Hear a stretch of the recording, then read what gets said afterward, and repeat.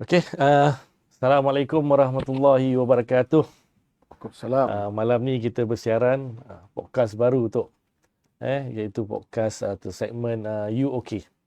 So malam ni saya menjadi first time tu jadi moderator untuk kita membincangkan banyak isu-isu yang berlegar di pusada tanah air kita tu. Dan alhamdulillah malam ni hari yang bertuah pada saya dan juga mungkin Datuk sebagai tetamu yang pertama tu. Segmen You OK tu.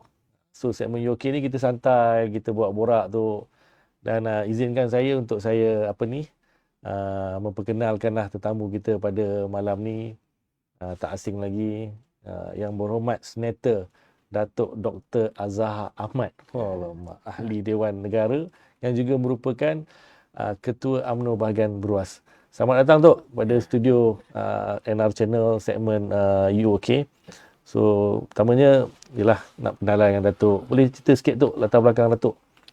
Waalaikumsalam. Pertamanya, ucap terima kasih banyak-banyaklah NR Channel yang dimoderator oleh Datuk Gulam. Jadi, jemput saya katanya buat ini segmen yang pertama ni. Jadi, saya sangat terima kasih dan ucapkan NR Channel ni terus berjaya. Jadi, saya di Beruas. Tentang Kuala Lumpur tadi ada sikit di Parlimen.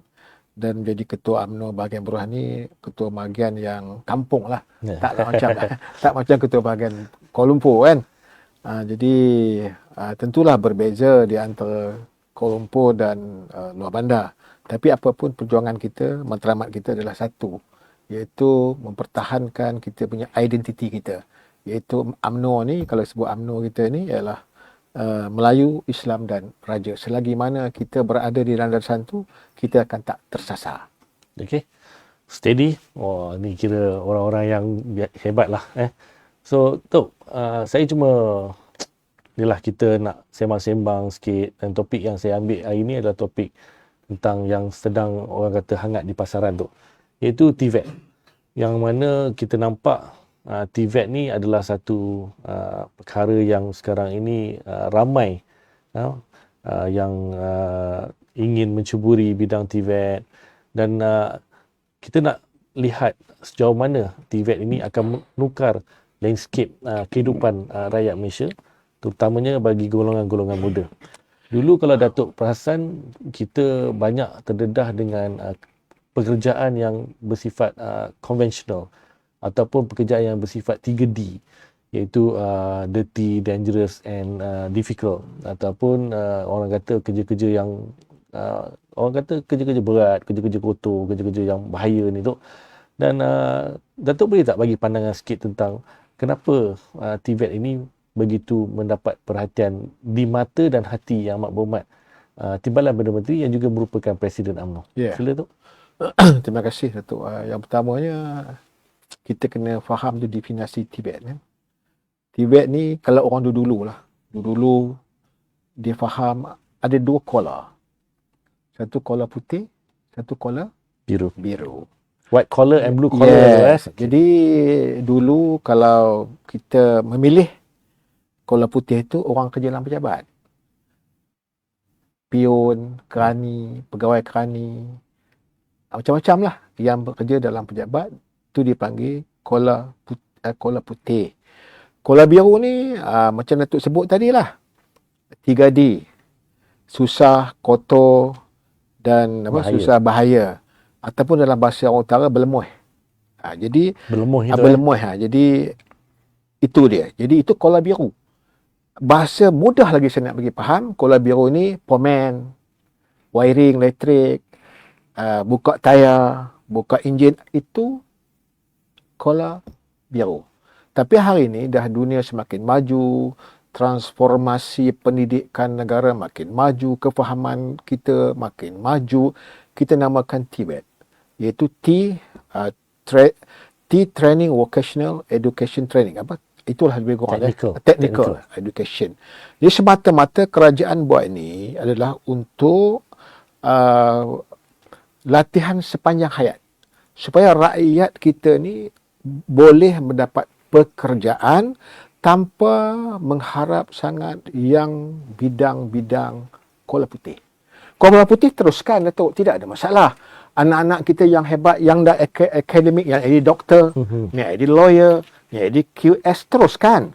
Tapi ada juga sebilangan anak-anak Malaysia, anak Bumiputera, anak bukan Bumiputera, yang tidak berminat arah akademik ni, mereka boleh memilih satu jalan lain.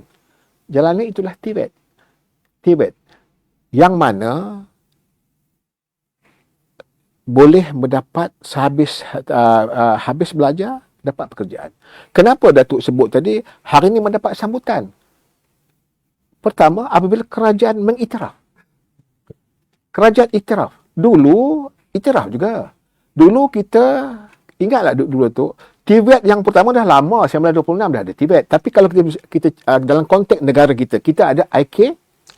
Yeah. Institut Kemahiran. IKBN. IKBN, Institut Institut Kemahiran Belian Negara. Okey, betul. Datuk ingat Dusun Tua? Ya? Ya, Dusun Tua, Ya. IKBN. Di Hulu Langat ni. Ya. Di IKM, itu betul lagi Institut Latihan Perindustrian. Itu ILP. yang itu awam, yang negara miliki. Okey. Lepasan daripada IKM tahun 70-an, 80-an, termasuk Dusun Tua, mereka habis saja keluar daripada 4 institusi teknikal ini, mereka akan memperoleh pekerjaan. Tanchong Motor, Toyota Corolla, saya ingat lagi masa itu, mudah bekerja. Lepasan Dusun Tua, lepasan Institut Perindustrian, mudah kerja. Walaupun pada masa itu, kilang tak banyak. Kilang tak banyak ketika itu. Tetapi lepasan-lepasan ini memperolehi sebaik saja mereka tamat alam persekolahan mereka di institusi tersebut. Termasuk akhir daripada itu, kerajaan melalui Kementerian Pendidikan menubuhkan Jabatan Pendidikan Vokasional dan Teknik. Kerajaan adakan sekolah menengah vokasional, sekolah menengah teknik. Tetapi pada masa itu terbatas. Terbatas. Lepasan SPBM. Ke mana nak pergi lepas tu? Okey, Tok. Saya menarik bila Datuk cakap tadi SPVM. Ya. Okey. Saya dulu budak teknik tu. Saya belajar di sekolah menengah teknik Ipoh. Lepas tu saya pernah duduk di Ipoh tu. Duduk di Ipoh. Lepas tu saya berpindah ke sekolah teknik Kuala Lumpur. Ya. Dan masa tu saya ingat lagi sekolah menengah vocational. Dan kalau aliran saya ambil SPM, dan aliran vocational dia akan ambil SPVM. So, bila Datuk tadi tersebut SPVM ni, saya mengimbau balik saya punya zaman dulu. Cuma masa tu, saya tengok masa zaman tu, peringkat mereka yang mendapat SPVM ni, untuk melanjutkan pelajaran itu, agak terbatas tu, di tempat-tempat pembelajaran vocational di orang kata pengajian tinggi ataupun institusi yang lebih tinggi lah tu. Yang cuma ada masa tu IKM. Institut Kemahiran Mara, macam Datuk cakap tadi lah. Tapi tu, sekarang ni kalau kita tengok dengan cetusan idea, dengan gerak kerja yang dibuat oleh Yang Amat Berhormat Timbalan Perdana Menteri, yang saban hari tu, kita tengok TVET ini makin lama dia berubah. Daripada Datuk cakap tadi yang ada 4 sektor yang jadi pomen, jadi illustration. Sekarang ni dia dah menjangkau kepada inovasi, robotik, AI, digital. So, boleh tak Datuk berikan pandangan macam mana hala tuju mereka ni, dan dalam bentuk segmen macam mana yang perlu kita perkukuhkan lagi tu dengan TVET ni? Ya, pertamanya saya juga kita semua ni kena ucap terima kasih kepada Kerajaan Madani yang PM telah melantik kita punya Yang Amat Berhormat Timbalan Perdana Menteri kita sebagai pengurusi Majlis TVET peringkat kebangsaan. Jadi bila meletak seorang tokoh penting sebagai orang nombor 2 dalam negara kita ini, kita melihat kita mengangkat. Dengan otomatik kita mengangkat sistem TVET ini menjadi satu landscape baru kepada sistem transformasi pekerjaan, mudahkan pekerjaan kepada rakyat-rakyat kita yang barangkali 100,000, 200,000, 300,000 tercicir dalam bidang akademik. Baik, dulu Datuk, betul lah Datuk sebut dulu SPVM, Sijil Pelajaran Vocational Malaysia. Tetapi sekolah menengah teknik dia ambil SPM. Tetapi dia ada mata pelajaran teknik di situ. Ya, betul. SPWM nak pergi mana selepas itu? apabila kerajaan tidak memperkasakan pada masa itu pendemokrasian pendidikan. Sekarang ni pendemokrasian pendidikan, penliberalisasi pendidikan sangat luas. Lepas kita ke mana pun boleh. Tapi pada masa itu, tahun 78, 79, 80, 81, lepasan SPWM hanya boleh satu je pergi Datuk. Ke mana Datuk tahu? Ke Politeknik Engkau mah. Oh. Tetapi Politeknik Engku Emah, Politeknik di Malaysia tak macam hari ni. Hari ni boleh dikatakan setiap negeri ada Polimas, Politeknik, merata tempat kita ada Politeknik. Maknanya lepasan daripada vocational dah boleh pergi Politeknik Engku Emah. Boleh pergi mana-mana institut pengajian tinggi yang berasaskan kepada TVET. Termasuklah kita masuk UniKL dan MARA.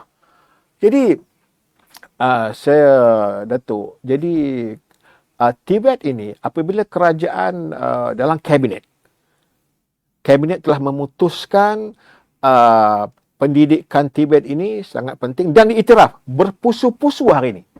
Berpusu-pusu rakyat kita minat untuk memasuki TVET ini. Kerana mereka beranggap apabila tamat pengajian nanti mereka ada pekerjaan. Masalahnya pula nanti ialah macam tersebut tadi. Negara kita akan ada, kalau tak salah saya ada 2 syarikat besar. Amazon dan Microsoft akan melabur melalui kerajaan madani kita ini, pelaburan bilion untuk AI, robotics dan digitalize.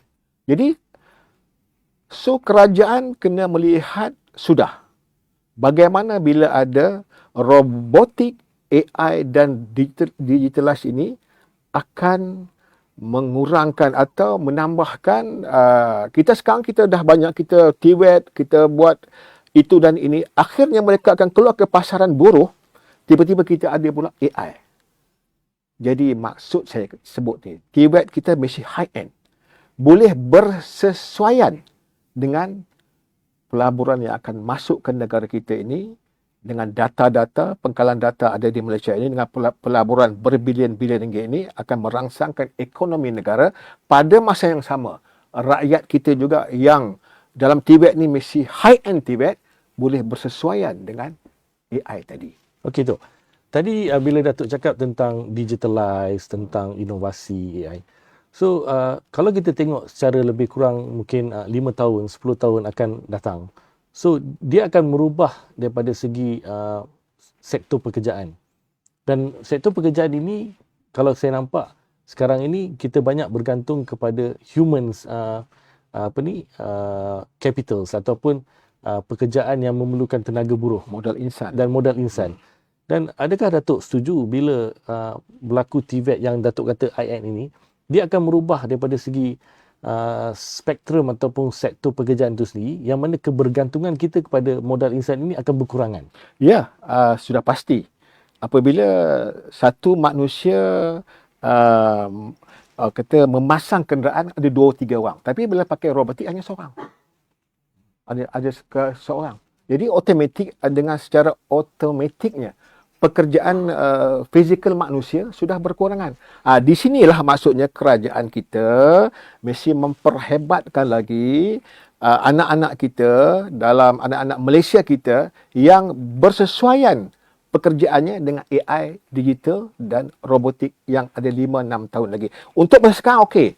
Untuk masa sekarang ni saya kata MCI, Malaysia Chinese Institute. Yeah. Yang Datuk Seri Zahid pergi. Ya, Datuk Zahid baru-baru ni kita ada hantar 120 orang. Datuk Zahid berurusan dengan China. Yang mana yang MCI ini dipengerusikan oleh pengerusi Risda kita. Yang Muhammad Mazidi. Calon maksimum calon tu saya rasa kalau kurang lebih lah 5151 yang kita hanya menyediakan tambang. Jadi China menyediakan pembelajaran TVET. TVET yang high end. Dan salah satu, tak silap saya, bidang dia adalah bidang otomotif. Yang mana lebih terdedah kepada industri otomotif berkisarkan tentang elektrik. Motor elektrik. Ya, motor elektrik. Kalau kita tengok di Malaysia ni memang belum ada lagi dan tak banyak lagi dia punya apa orang kata peluang-peluang dia Ya. dan kita hantar mereka ke sana. Kita buat persediaan. Maksud itulah kerajaan madani ni kita menyediakan modal insan. Apabila teknologi sampai, kita boleh bersama dengan teknologi itu. Dan yang paling mustahaknya, kita cakap tentang Tibet ni, kita ada bukti, ada fakta. 97.64% kebolehan pasaran. Lepasan-lepasan Tibet buat waktu ini, mereka habis dan mereka mendapat Dan bukan hanya kebolehan pasaran Datuk, tapi saya rasa apa yang Datuk Sri Zahid inginkan sekarang ni, dengan gaji premium. So, saya dimaklumkan, of course, dia bila dah berjaya kebolehan pasaran, tapi dalam masa yang sama mesti mendapat gaji premium untuk commensurate dengan mereka punya skill ataupun dengan mereka punya kelayakan sebagai Raja Tibet. Setuju. Kursus yang buat waktu ni yang laku, automotif, welding. Saya sebut dua je, electrical. Tetapi kita pernah mendapat tahu yang welding ni ada dua. Satu gas welding, satu art welding. Gas welding ni di gas welding ada bawah satu lagi. Yang di bawah dasar laut. Di Labuan. Di Labuan. 10,000, 15,000 gaji dia. Yang Datuk Zahid sebut tu betul. Maksudnya Tibet kita ni bukan orang lihat lokal-lokal ni dah. Tetapi dia bermula daripada bawah dia tu. Yang awam punya, okey, permohonan dia begini. Yang cara berterusannya tahun depan ni, dia boleh melalui Parlimen dan DUN. Giat Mara yang Datuk jadi ahli lembaga Ya. Yang tak ada kelulusan SPM, dia terus Giat Mara dulu. Betul? Sijil kemahiran 1, sijil kemahiran 2, sijil kemahiran ketiga. Mara punya nak tolong anak-anak Malaysia ni. Kemara. Lepas Mara kalau dia cantik, dia pergi IKM. Lepas IKM dia tak puas hati lagi, dia pergi kepada Kolej Pelajaran Tinggi Mara, kalau tak salah saya. Dan akhirnya dia boleh pergi UniKL. Dia boleh dapat ijazah, master dan PhD. Dan sekarang ni sijil kemahiran 6, 7 dan 8 akan diiktiraf sebagai diploma ke? Diploma. Dan gaji premium yang disebut oleh Datuk Seri Zahid Hamidi itu, yang mestinya saya yakin dia akan jadi pekerja bukan separuh mahal, pekerja mahir. Pekerja mahir tentulah gaji berbeza daripada gaji separuh mahal dan kerja yang mahir. Tentulah pekerjaan mereka yang kita sebut ada 5,000, 6,000. Chargeman umpamanya. Dia ada 1, 2, 3 kan. Gaji sampai 7, 8,000 sebelum dia sign dia tu pun dah ada nilai harga dia. Maksudnya kalau anak-anak Malaysia kita hendak gaji yang lebih tinggi daripada PTD officer yang baru masuk, mereka mesti menguasai high end. Kalau dulu Datuk, cuma saya nak berkongsi dengan Datuk betul lah apa yang Datuk kata tadi, dan saya sebagai ahli lembaga Giat Mara, saya ada nak kongsikan satu cerita tu. Ini ada seorang budak. Dia adalah budak yang gagal lulus. Dia galus lah kira ni. Masa di peringkat sekolah menengah, dia gagal. Lepas tu umur dia 16, 17 tu, dia masuk Giat Mara. Ini cerita kisah benar tu. Dia masuk Giat Mara dan kebetulan Giat Mara tu di Parlimen saya, di Parlimen Batu lah. Dan dia belajar. Dia belajar untuk menjadi mekanik ataupun pomen lah tu. Pomen. Mekanik motor berkuasa tinggi. Dan baru-baru ni tu, setahun yang lepas, kita dapat tahu pelajar Giat Mara ni tu, sekarang dia berada di Spain, di Catalonia. Dan dia menjadi head engineer. Wow. Dengan gaji dia 17,000 euro sebulan. Kali dah tengok 4-5 kita berapa? So, kalau kita nak tengok, kalau Datuk kata tadi yang kola putih dengan kola biru tu, so kola biru punya gaji ni tu luar biasa. Luar biasa. Luar biasa. So, kalau kita tengokkan daripada segi pembelajaran, daripada segi mereka dengan cara profesionalism, dengan baju kola putih dengan baju kola biru ni, so saya rasa satu hari nanti tu orang yang berkola putih ni dia akan ada perubahan untuk pergi ke kola biru ni untuk belajar tentang TVET ni tu, untuk dapat gaji yang lebih. Sekarang ni pun dah nampak tu. Ada yang orang kata engineer yang sekarang ni tak perlu bekerja lagi di kilang-kilang, mereka buat sendiri, ada benda-benda yang mereka nak inovasi mungkin pada satu hari nanti. Apa pendapat Datuk? Itu memang benar yang Datuk sebut tadi. Ya, kalau dulu tu kita belajar di sekolah vocational umpamanya kan, kita belajar enjin magma. Enjin magma tu Enjin kan. magma. Lama tak dengar tu. Enjin magma. Kita proton tu. 2 stroke, 4 Lepas tu stroke, mega valve mega valve, intake stroke, power stroke, combustion stroke, exhaust stroke. Kita belajar enjin proton. Dan enjin proton itu pun yang Datuk Seri Zahid sebut, enjin proton yang buruk, bukan yang baru. Untuk kita training. Sesuailah pada masa tahun 80, kita keluar, kita kerja dengan proton, kita kerja dengan Perodua. Pada kita belajar pun bukan enjin maturity. Kalau hari ni kalau kita tengok anak-anak kita di UniKL, MARA, yang di bawah MARA kita lah, Datuk Seri Ashraf Wajidi umpamanya kan. Hari ni dia pun belajar macam mana adjust kapal terbang. Macam mana adjust tuning komponen kapal terbang. Macam mana adjust kereta Porsche, Maserati, BMW, Mercedes, Lamborghini. Bukan pakai tuning macam kita dulu 91, tak ada pakai tuning tu lah. 91 ingat lagi. Bukan kita adjust tapered clearance 0.25. Ni semua computer box ini. Sekarang ada box dia boleh. Dia kata ini Datuk, you punya absorber problem, tukar. Nampak tak? Sekarang teknologi tinggi. Jadi kalau masuk AI nanti ke negara kita, pelaburan akan masuk berbilion-bilion, rangsangan ekonomi negara akan hebat bila masuk USD dollar. Jadi duit kita akan kuat. Jadi di mana pada masa itu anak-anak kita? Jadi ini tanggungjawab kerajaan menyediakan anak-anak orang Malaysia yang hebat untuk berada bersama dengan AI, digitalized dan robotik. Okay. Jadi hari ni punya teknologi tak sama dengan kita 80.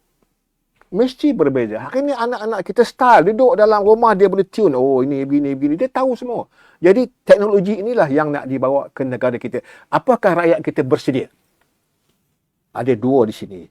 Persediaan tu mesti daripada kerajaan. Apa pun kita ni mesti ada juga kerajaan dan rakyat. Betul, setuju. Jadi alhamdulillah hari ni yang amat berhormat PM kita. Sekali lagi umum tambahan tu. Bila tu? Tadi umum lagi. Tambahan 7.5 bilion untuk TVET. Ya, untuk memperkasakan TVET daripada yang sedia ada. Bagi yang sedia ada, memperkasakan TVET dengan kerjasama semua pihak swasta. Agensi-agensi swasta dan golongannya rentan. Okey, alright. Rentan, golongan kepada orang istimewa, OKU, suri rumah, orang asli, orang yang macam kita umur dah lanjut cantik ni. sikit ni. Tak, saya kata kan. Jadi saya masih fighting inklusif termasuk di semua sektor luar bandar sekali. Lihat. Maksudnya kerajaan kita tak nak biarkan rakyat ni tidak ada kerja. Paling common boleh buat kek. Paling common kalau buat cucuk kodok pun, cucuk kodok tu special. Menjahit, gunting rambut. Benda-benda yang dapat, ingat gunting rambut tu kan, tapi pendapatan dia gunting rambut saya 200-400 ringgit. Lebih tu. Lebih. Tadi saya pergi ke Giat Mara Sungai Bakap tu. Budak tu kata satu hari dia punya customer mesti dalam 30 ke 35 orang. Dia kata berdiri sakit tu. Lenguh. Tapi satu kepala tu dia charge RM15. Tok bayanglah kalau 35 orang. Sama macam kita tu ada jambang lagi. Dia RM20.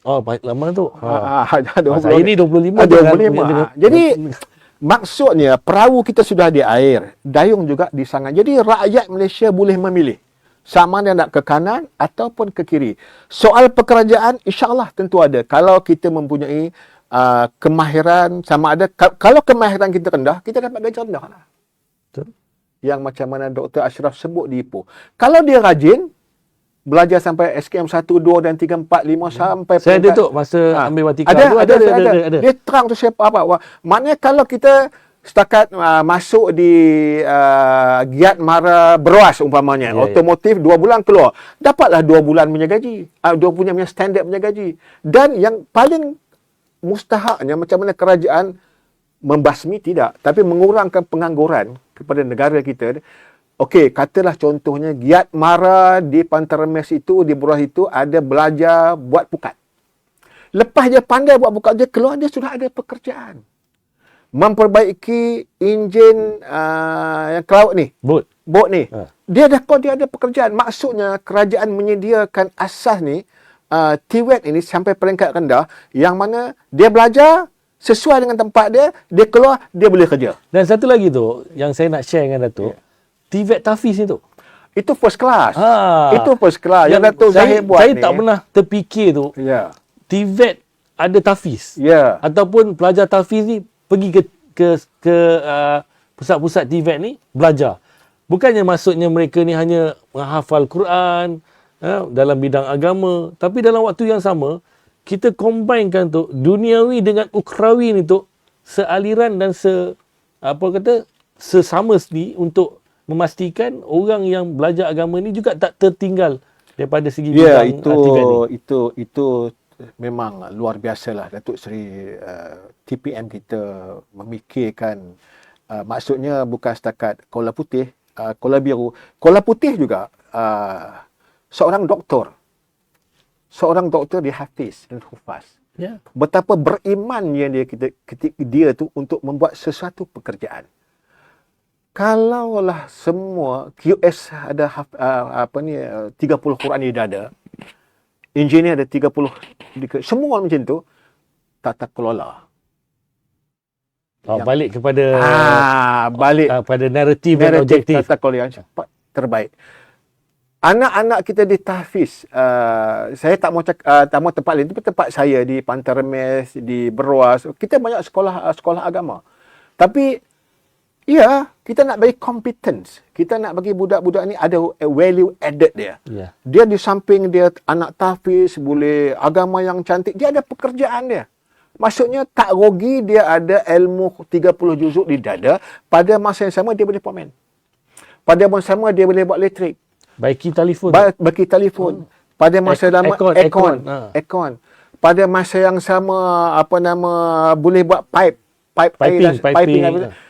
Ini pekerjaan yang sering hari ni kita duk panggil orang upah 100, 200, 300, tapi kalau semua anak-anak kita berkebolehan macam tu, negara akan kurang masalah sosialisasi, tak ada pekerjaan ni. Dan satu lagi tu, saya nampak begini tu. Saya punya pandangan tu mungkin Datuk boleh setuju dengan saya. Selepas 10 ataupun 15 tahun, kalau dalam satu keluarga itu ada orang yang mahir dalam bidang-bidang tertentu. Contoh tu anak saya mungkin lah, ataupun cucu saya mungkin, dia mahir dalam bidang wiring. So, dalam kata lain tu, kalau kita mempunyai masalah di rumah tu tentang wiring, kita dah tak perlu panggil orang luar untuk buat wiring. Dan dalam waktu yang sama tu, kalau kita ambil dari segi ekonomi tu, dia akan mengurangkan pembelanjaan kita daripada segi household kita ni tu. Ya, tentu.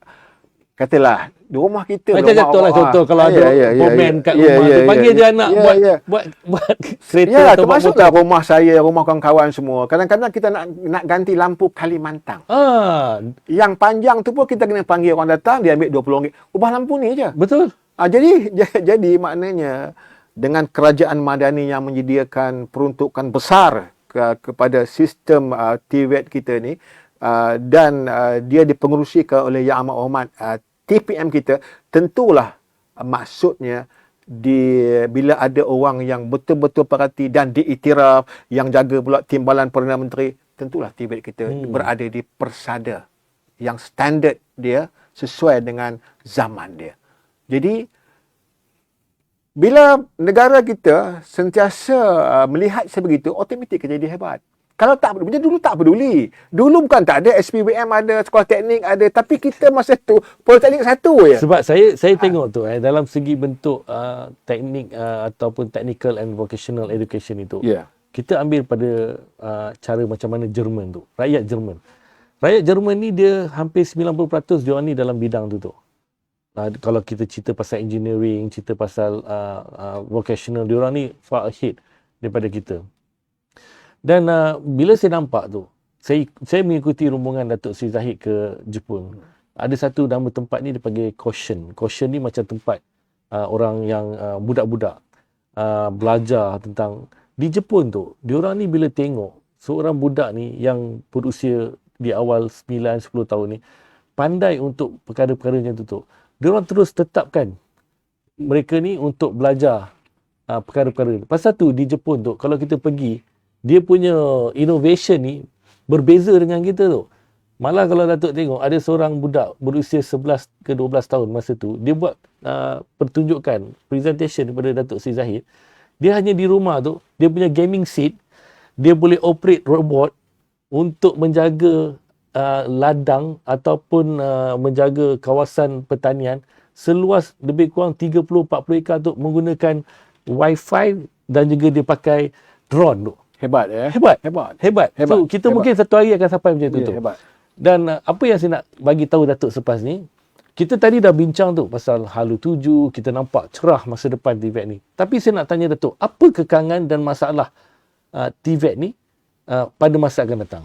Sebab kita tu, kadang-kadang saya cakap terus terang dalam kerajaan kita ni, macam-macam bentuk ataupun dasar ataupun polisi yang baik-baik tu. Tapi kadang-kadang benda tu tak berjaya tu. Sekarang ni kita rasa TVET ni dah berada satu tahap yang execution dia memang dah hebat. Tapi kita nak tengok hasil itu dalam tempoh lagi 5 ke 10 tahun. Apa pandangan Datuk? Yang pertama, dasar dengan berubah. Dasar kita dengan ubah. Ni kadang-kadang minta maaf jangan salah saya, jangan kita cakap ni kita pandangan. Ya, betul. Ada personal opinion kan. Jadi kadang-kadang bila menteri berubah, sekali berubah. Ya. Tak boleh macam tu. Dasar yang baik macam di Jepun, di mana-mana negara, budak-budak dia kecil dinilai. Ini nak akademik ke, sastra ke, technical ke, sains ke, dia dah boleh dia dah segregate dia dah segment dia kan. dah segment kan. Ni macam kita sekarang ni minta maaf jangan marah ni. Kita sembang ni. Kita sembang itu. Sekarang kita ni Datuk boleh nanti boleh bercakap lagi kat Dewan Negara tu. Tu UPSR. Datuk ada immunity tu dekat Dewan Negara, kat luar ni tak ada tu. UPSR pun tak ada dah. Penilaian kita ni budak-budak ni nak ke mana pun tak ada daripada awal. Yang Datuk Syed sebut, akhirnya kita nak kembali pada sistem, ada jugalah nilai budak-budak ni. PT3, SPM dan sebagainya. Dulu zaman kita SRP tu. Ya, kita tahu. Lepas tu SPM. Bila kita ada penilaian dulu darjah 5 tu, dulu. bila Datuk dulu SRP cemerlang, okey, Tok belajar teknik dan sebagainya. Siapa tak lepas SRP tu, kena reverse class. Kena ada occasional. Tapi pada masa tu TVET tak seperti hari ini. Datuk sebut cabaran kan. Cabaran kita ni apabila kita tenaga kerja Malaysia perlu bersaing dengan teknologi robotik dan AI. Itu cabaran kita, cabaran yang mendatang kita itu aja. Datuk sebut tadi kan. Jadi kita dah kurang tenaga kerja kita secara fizikal apabila suatu hari nanti AI robotik dah menguasai negara kita, dari pekerjaan yang secara fizikal pastinya berkurang. Itu dasar kita tak boleh berubah. Dasar kita jangan ubah sekejap, ubah ni sekejap, orang kata sekejap air buah pantai berubah. Tak boleh lah. Dasar yang baik diteruskan. Yelah Tok, dulu macam kita tengok macam pendidikan kita tu. Dulu pernah ada orang kata pembelajaran bahasa Inggeris untuk sains dan matematik. Ingat tu Tu zaman Tun. Yelah. Zaman Lepas tu berubah. Tukar kerajaan je berubah. So, saya rasa tu kita kena kekalkan kerajaan ni tu kalau tu nak pastikan TVET ni berjaya. Itu ayat politik lah tu ayat politik. Kena.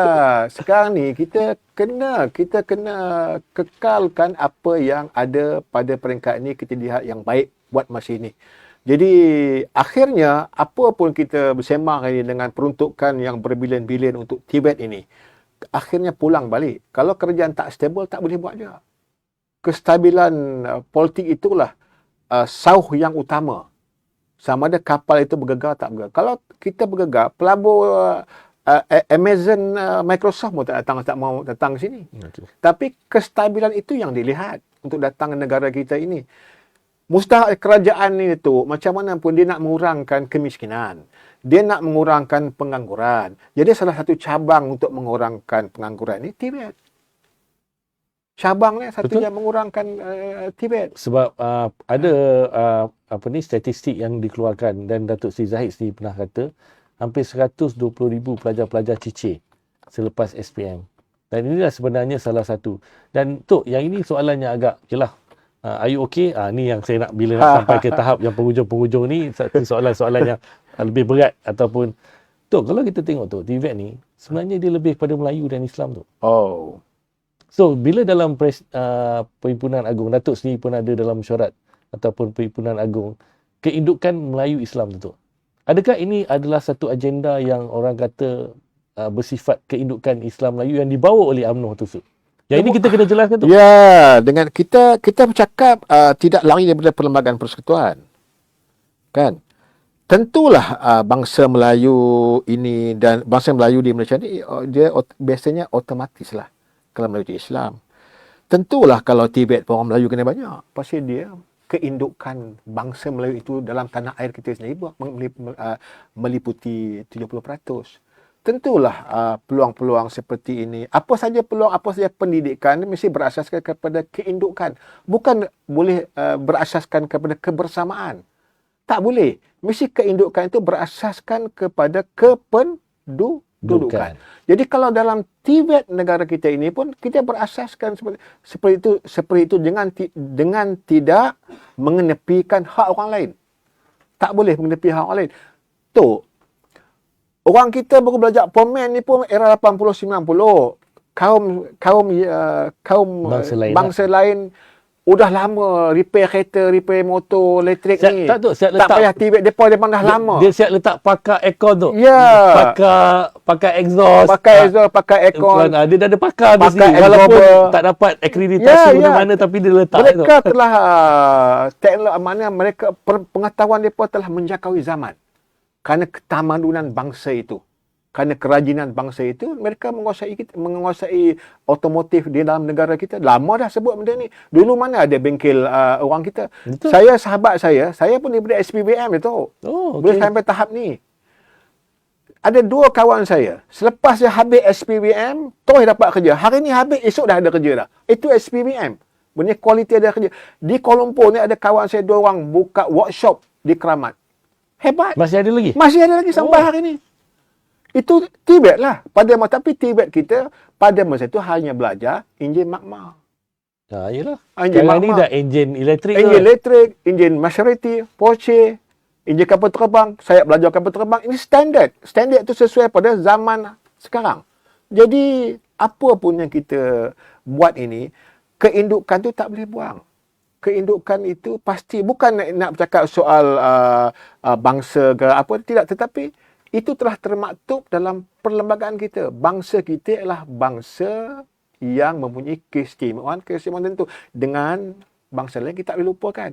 So, dalam masuk mana-mana pun begitulah. Jadi, keindukan itu tidak boleh dilupa sama sekali. Sebab saya lontarkan soalan tu dan ini menjadi polemik because kalau Datuk tengok dalam semua segala-gala ekosistem TVET ini, 95%-nya memang di bawah MARA.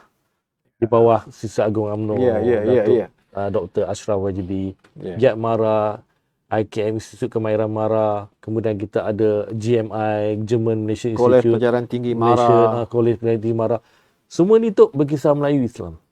So, sebab saya mendapat juga beberapa komen ataupun beberapa orang kata pandangan daripada bangsa asing. Dia kata kenapa perlu banyak ke arah sini. Tapi seperti mana yang Datuk jelaskan tadi, saya rasa soalan saya itu telah dijawab oleh Datuk secara tuntas. Kalau kata sebut MARA je 1956. Ya. Kongres Bumi Putera. Yang pertama mencadangkan ada RIDA, ada MARA. Itu kan dia mengatakan MARA kan. Lepas tu MARA ni ada akta. Akta MARA. Akta MARA itulah yang mengikat, yang binding, yang menyebabkan begitu akta orang lain tak boleh campur, tak boleh kacau, dan peruntukan-peruntukan khas kepada MARA dengan hasrat bagaimana MARA ditubuhkan oleh pemimpin-pemimpin terdahulu yang mempunyai asas-asas yang kukuh bagaimana untuk memertabatkan pendidikan bangsa kita, bumi putera kita supaya manusia yang pandai, supaya setara dengan bangsa lain. Itu MARA. Secara bottom line itu MARA ni baby UMNO lah. 100%. Itu kita cakap terus terang. Itu memang MARA memang tak bagi tahu buat orang tahu. Apa kita nak hidden ini betul. Yang MARA ini adalah baby kepada UMNO kerana Kongres Bumi Putera yang pertama itu pun UMNO. Ini MARA adalah milik UMNO. Tapi jangan tebuk-tebuk lah. Tapi nyaris ditebuk. Nyaris ditebuk. Pada yang PRU yang lepas nyaris bila ditebuk. jadi kerajaan. Nyaris ditebuk. UNIKL, berapa ramai boleh melahirkan anak Malaysia yang hebat. UNIKL. MARA, berbilion-bilion ringgit kerajaan bagi MARA. Yang anak-anak Bumiputera yang berada di England, di luar negeri, Australia, di bawah di Amerika, YTP yang di bawah talent program di bawah lah. MARA. Jadi alhamdulillah kita punya pengurusi MARA yang betul-betul ada hati dan perasaan jiwa MARA dia. yang kuat. Dia yang kuat. Dia bila hands on, bila ada masalah selesai terus, bila ada orang susah tek dia bantu terus. Inilah first class, ini tujuan MARA ditubuhkan. Tu. Sekarang ni TVET ni ada 12 agensi. Di bawah TVET. Ya, 12 agensi. TVET negara Ada 12 agensi yang bekerjasama untuk hal TVET ini. 1345 ke? Institut untuk TVET. Untuk TVET. Yang termasuk IKM, termasuk yang swasta dan awam. Awam, okey, faham. Yang nak bekerjasama, yang bekerja dengan awam dengan swasta. MARA special. MARA sangat special. Dan MARA memang untuk Bumiputera. So, saya rasa sebenarnya kalau kita sendiri yang tak memainkan, kadang-kadang orang kita sendiri yang main benda-benda yang sentimen ni. Pada kaum lain fahamlah, ini memang ada orang Melayu dia tahulah. Memang tu, mana-mana negara pun, kaum Bumiputera mesti dia layan seperti itu, ada hak-hak yang tersendiri. Mana-mana dalam dunia pun, dia mesti ada satu tempat yang pembelajaran khas untuk Bumiputera Melayu. Jadi di Malaysia MARA 1956 telah ditubuhkan MARA itu sampailah hari ini. Tapi nasib-nasib baiklah tak kena tepuk. Tapi alhamdulillah. Tok, kalau kita tengok macam tu maksudnya daripada segi kekuatan kepimpinan Yang Amat Berhormat Timbalan Perdana Menteri, Presiden kita UMNO. So dia boleh menggunakan kekuatan politik. Walaupun kita ada 26 kerusi UMNO. Tetapi beliau mampu untuk mengukuhkan kedudukan MARA ini di dalam pentadbiran kerajaan tu. Dan saya dimaklumkan dalam bajet yang baru-baru ni pun peruntukan yang amat besar kepada MARA dan terutamanya TVET. Kalau TVET ni cerita, tentu terus akan kepada Yang Amat Berhormat Timbalan Perdana Menteri, Presiden kita. Sebab dia adalah pengurusi TVET negara yang mana dia telah merangkumkan semua tentang portfolio TVET ni di bawah satu bumbung. So, adakah itu Datuk setuju dengan pandangan saya yang mengatakan Datuk Seri Zahid ni actually kita boleh angkat dia sebagai bapa TVET negara?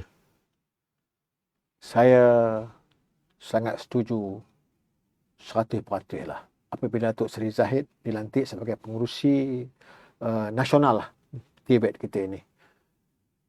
Dengan ada orang yang berkuasa, itulah manisnya TVET ni. Tu, kalau tak ada orang berkuasa, tak manis TVET ni. Sebab manis ni ada seorang yang berkuasa, ada seorang yang punya kuasa, yang jaga TVET ni. Baru boleh jadi. Kalau tidak, tak akan jadi. Kalau halal balik, dia tak akan jadi. Jadi bila Datuk Zahid bersungguh dengan peruntukan yang ada, dengan kelulusan kabinet tentang sijil-sijil daripada TVET tadi, sampai peringkat diploma, sampai peringkat ijazah, maka ramailah anak-anak kita, anak-anak orang Melayu, anak Bumiputera yang nak masuk TVET. Kerana lepas mereka tamat itu, mereka ada sijil, mereka akan berada di pasaran buruh, mereka akan memperoleh pekerjaan. Sebelum ni siapa nak masuk Giat MARA tu? Sijil tak laku, semua tak laku. Tapi bila saya masa mula-mula jadi ahli lembaga tu, ni kisah benar lagi sekali tu. Bila Datuk Seri Zahid bagi saya watikah, dia kata, Gulam, you have to go to Giat MARA. Saya cakap, bos, Giat MARA ni macam tak kena dengan saya. Saya ni banking saya, latar belakang saya ni banking industry sebab saya pernah kerja di sektor perbankan. Dia kata, no, you have to go there. Dia kata, you tengok apa yang boleh bantu. Saya tolonglah Tok Nana. Tok Nana pengurusi Giat MARA.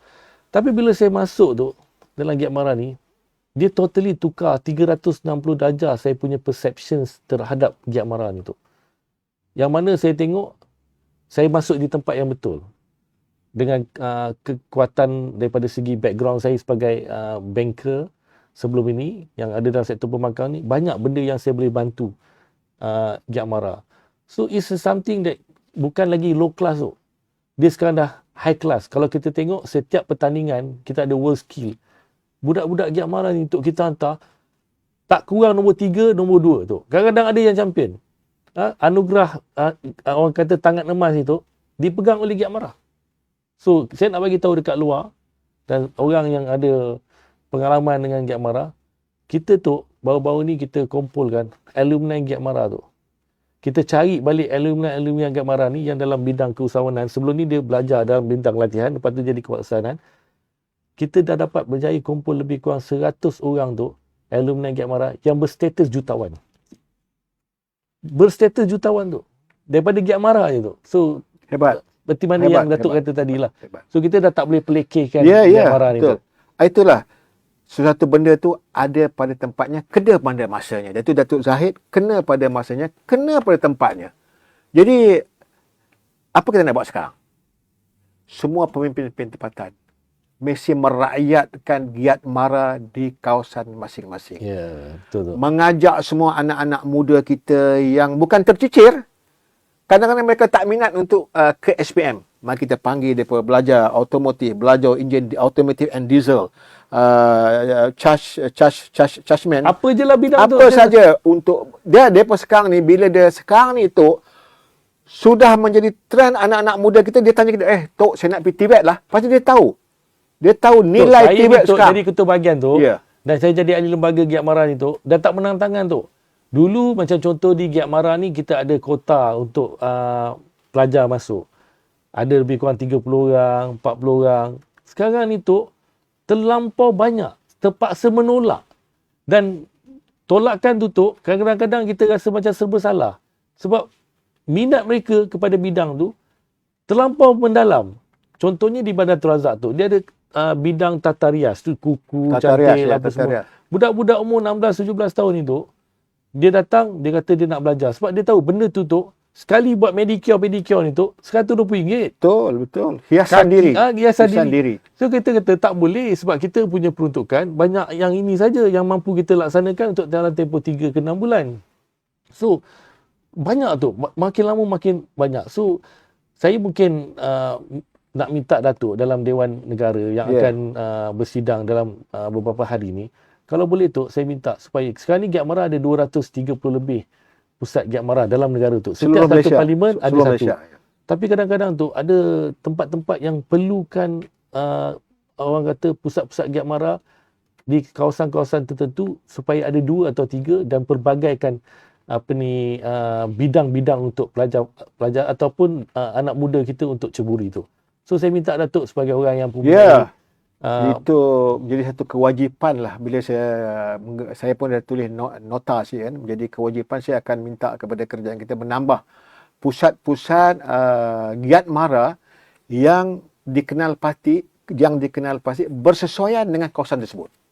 Cuma tu yang saya nak minta satu je tu. Yang ini saya pakai ahli lembaga supaya semua pusat-pusat ni kita panggilkan excellence center. Bukan hanya sebagai Giat Mara tetapi excellence center. Maksudnya dia boleh datang ke situ untuk membuat sesuatu perkara yang lebih above ataupun atas daripada sikit Giat Mara. Contohnya bidang yang macam pengurusan sebagai pakar. Contoh tu sebagai contoh di satu kawasan parlimen ni dia pakar untuk enjin. Tapi Datuk Seri Zahid pernah spark satu benda ni. Dia kata saya tak nak pelajar ni hanya tahu pasal enjin. Sebab kalau enjin itu dia jadi macam biasa. Dia macam doktor lah tu, doktor klinik ni sebagainya. Tapi dia nak pelajar ni pakar gearbox. Sebab gearbox itu ada pelbagai jenama pula. Macam Datuk cakap tadi lah, Maserati-nya lain, Lamborghini-nya lain. So dia nak budak-budak ni tu jangan pakar pasal enjin saja. Bukan enjin, pakar gearbox. Pakar So macam contoh doktor lah tu. Transmission ada doktor, dia doktor biasa, GP. Tapi bila datang pakar tulang, jantung, mata. Mata. Tapi dalam bentuk TVET ini yang Datuk Seri Zahid nak kalau boleh Giat Mara buat. Ya, itu maksudnya kepakaran itu dia mekanik secara umum. Ya, betul. Tetapi seseorang mekanik itu dia akan bertambah nilainya, dia juga pakar absorber. Ya. Pakar transmission, pakar propeller shaft. Pakar aci jemplang. Aci jemplang. Itu teknik sekolah teknik tu. Aci jemplang. Aci engkol. Pakar spark plug.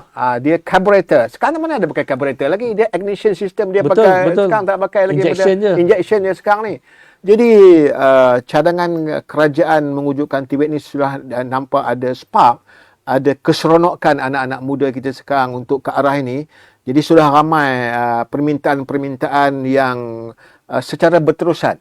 Saya difahamkan TVET, maksudnya pengambilan secara online, akan dilakukan pada bulan 1 bulan 10 sampai sebulan 2 bulan lagi. Okey. Dia akan itu awam. Maksudnya kemasukan TVET awam ni maksudnya macam masuk ke politeknik. Dia di sana juga ada pengajian TVET. Masuk UNIKL, IKM dan sebagainya. Tetapi ada satu lagi yang kalau tak salah saya, kerajaan melalui yang saya dengar Dato' Ashraf beritahu itu, pengambilan sepanjang masa. Oh, okey. Pembelajaran sepanjang masa. Dan pengambilan juga melalui pejabat Parlimen dan DUN. Okey. Mulai tahun depan. Jadi ini yang dibagi tahu dekat Perak tadi. Perak tu lah. Jadi kita nak wawar yang dengar ni wawarkan. Pemimpin ADUN, ketua bahagian yang dengar ni, dia mesti bagi tahu anak-anak buah dia melalui ketua cawangan. Datang ramai-ramai ke Giat Mara untuk pastikan Giat Mara itu excellent center tadi. Yang hebat di kawasan itu sampai dapat mengeluarkan 3 bulan, 4 bulan, anak ini akan keluar, dia tak menganggur di rumah. Kalau buat kek, special kek. Kalau hiasan diri, cantik. Kantin kahwin lah apa, dia pergi uruskan andam semua, apa semua boleh. Kalau buat kuih-kuih cantik, kalau karipap sempoi. Dan ini semua modal insan pekerjaan-pekerjaan yang baru yang kita tak terokai, orang lain dah terokai lama dah bidang ni. Jadi kita pasal kita privilege. Kita duk anggap kita ni bangsa yang istimewa. Ya. Istimewa tu kerana kita duk tunggu semua kerajaan buat. Pada orang lain dah pandai dah. Orang lain nak buka enjin pakai gearbox sebab padahal dia ganti sikit bos ya.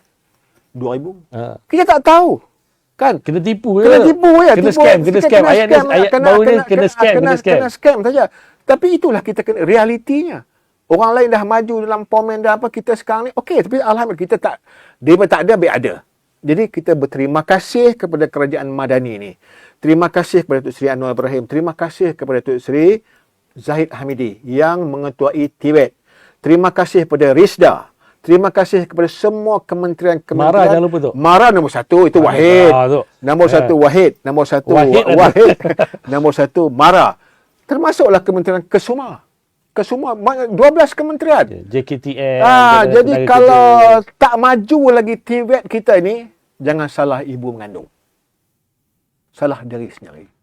Kita tak mau berubah. Semua dah ada. Pilih saya. Saya mula tadi bercakap, perahu sudah di air. Tok dayung sudah di tangan. Datuk pilih nak ke kiri atau ke kanan. Langgarlah ombak itu akan sampai ke destinasi. Itu cabaran kita. Steady tu. Lain macam falsafah hidup Datuk ni. Hidup kena perjuangan tu. Kalau tidak ada perjuangan, bukan hidup.